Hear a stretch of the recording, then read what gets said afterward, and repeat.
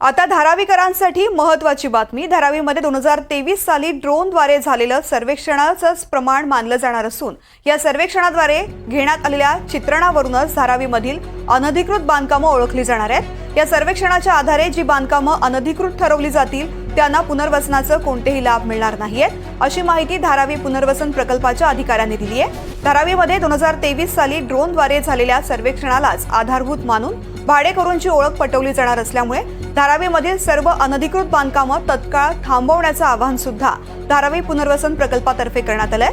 धारावी पुनर्वसन प्रकल्प आणि मुंबई महानगरपालिका अशा अनधिकृत बांधकामांवरती संयुक्तपणे कारवाई करणार आहे। आवश्यकता भासल्यास अशा झोपडपट्टी धारकांना पुनर्वसन पॅकेज आणि त्याच्यापासून मिळणाऱ्या लाभांपासून वंचित ठेवण्याचा डीआरपी गांभीर्यानं विचार करेल, असं डीआरपीचे मुख्य कार्यकारी अधिकारी SVR श्रीवास्तव यांनी सांगितलेलं आहे।